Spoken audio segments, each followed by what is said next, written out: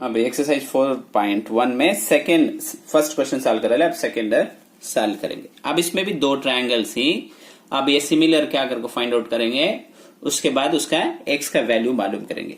अब दो ट्रायंगल क्या है इसमें, ये ना ट्रायंगल, छोटा ट्रायंगल उठा लेते, ये पी क्यू सी, ये छोटा यहां से यहां तक छोटा ट्रायंगल, ये पी क्यू सी, एंड अब बड़ा ट्रायंगल ये बी सी।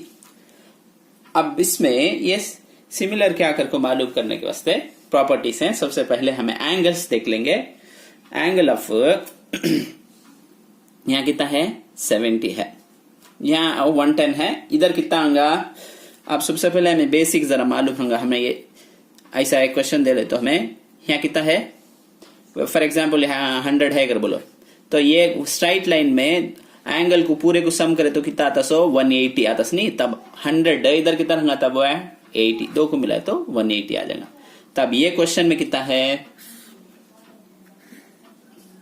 सॉरी ये क्वेश्चन में जो है इधर 110 है, तब इधर कितना रहेगा, इधर 70 डिग्री रहेगा। दो को भी ऐड करे तो 180 आ जाएगा। एक लाइन में पूरा एंगल को सम करे तो 180 आना, तब अब इन्हें भी 70 इन्हें भी 70, दो एंगल्स इक्वल ही। एंगल कैसा लिखेंगे, ये B C is equal to ये बी सी का एंगल आता है बी में ना, वो बी में बी आपको बीच में रहेगा, यहां कहीं में आता क्यू में आता कि ये बीच में रहेगा। एंगल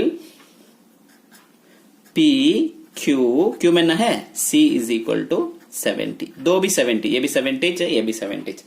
एंगल सी आपको दो को भी कॉमन, देखो एंगल सी आपको ये एंगल छोटे ट्रायंगल को भी ये बड़े ट्रायंगल को भी common, therefore angle C is equal to, दो को भी कॉमन है एंगल सी, दो को भी कॉमन है क्या, कॉमन, इसे उर्दू में मुश्तरिक करके बोलते हैं हमें। अब कॉमन है लिख ले क्या। अब दो एंगल इसमें कॉमन रहा तो बाई ये सिमिलैरिटी, ये मुतशाबह कर बोलेंगे इसे, triangle P Q C similar, ऐसे डाले तो similar to angle A B C. अब ये सिमिलर करके प्रूव कर डाले। अब हमें क्या मालूम करना, अब x की वैल्यू मालूम करना। अब इसमें प्रोपोर्शन, साइड प्रोपोर्शन ही क्या करके देख लेता हूं मैं।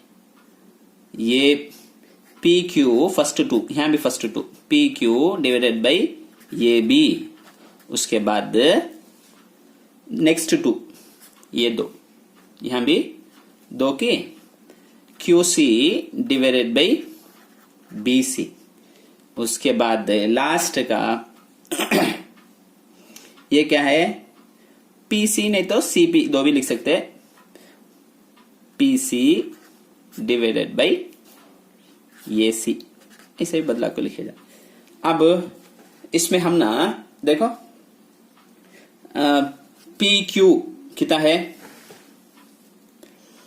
पी क्यू मालूम नहीं, वो एक्स कर को दिया है, सुनिए एक्स कर लिख लेते, p q is equal to x. उसके बाद ये बी कितना है, ये से बी तक 5 है, 5 लिख ले, is equal to q c, q c कितना है 3 है कि, उसके बाद लास्ट में क्या है बी सी, यहां से यहां तक 6 है। अब इसमें रखो, हमें एक्स का वैल्यू मालूम कर लेगा, जरूरत नहीं, अब ये दो उठा लेंगे हमें। अब देखो क्रॉस में मल्टीप्लाई करता हूं मैं, यहां लिखता हूं क्रॉस में मल्टीप्लाई करे तो इन्हें क्या हो जाएगा, इसे भी से 6x हो जाएगा, इसे भी से मल्टीप्लाई करे तो 15 हो जाएगा। अब फिर 15 यहां रन दे, ये 6 डिनोमिनेटर में आ जाएगा कि आ गया, तो x इसमें 3 का टेबल इसमें 2 टाइम, इसमें 5 टाइम, देयरफॉर 5/2 का तो उसका हाफ 2.5 यूनिट्स करके लिखेंगे। यहाँ x का वैल्यू। उम्मीद है कि तुमने समझ में आया रहेगा। कोई डाउट रहे तो हमें कमेंट सेक्शन में बताओ, और हमारे चैनल को सब्सक्राइब करो, दूसरे स्टूडेंट तक भी इस वीडियो को शेयर करो ताकि वो भी इससे फायदा उठा सके।